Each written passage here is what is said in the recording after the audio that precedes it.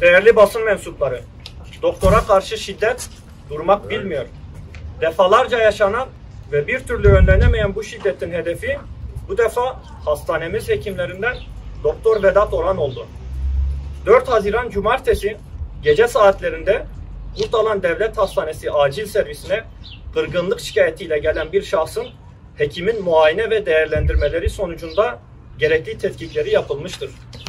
Henüz sonuçları belli olmamışken şahıs kendi istediği tetkiklerin yapılmaması gibi hadsiz bir gerekçeyle değerli mesai arkadaşımız Doktor Vedat Oran'ı darp etmiştir. Bu olayın bildirilmesinden sonra ifadesi alınan saldırgan gözaltında henüz 12 saati dolmadan serbest bırakılmıştır.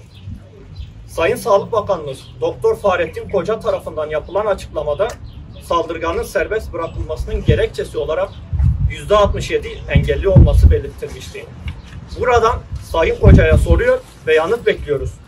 Herhangi bir sağlık sorunu ya da engellilik düzeyi doktora saldırdıktan sonraki gün serbest bırakılmak için yeterli bir sebep midir? Saldırganı hemen serbest bırakan kurumlar saldırıya uğrayan hekimimiz ve diğer sağlık çalışanlarımızın güvenliğini düşünmüş müdür? Hekimler olarak hastalar hakkında verdiğimiz her kararın tüm sorumluluğunu biz alırken bu kurumlar da aynı sorumlulukla hareket etmesi gerekmektedir. Sayın Fahrettin Koca henüz birkaç gün öncesinde sağlıkta şiddeti çözeceğine inandığı bir müjde verdi. Bu müjde sağlık çalışanlarına yönelik şiddeti katalog suç olarak düzenleyen yasanın resmi gazetede yayınlanarak yürürlüğe girmesiydi. Bu yasa ile hekim ve sağlık çalışanlarına yönelik şiddette cezanın arttırılması ve darp suçunda tutuklu yargılanmanın önü açılmıştı. Fakat bugün görüyoruz ki arkadaşımızı darp eden saldırgan dışarıdadır. Uygulamada Bakan Koca'nın verdiği gibi bir müjde bizi karşılamamıştır. Sağlıkta şiddette bir yol alınamamıştır. Can güvenliğimiz olmadan hastalara şifa dağıtmamız olanaksızdır. Hekimler olarak özlük haklarımız kısıtlanmış, mesleğimiz yapılamaz hale getirilmiştir.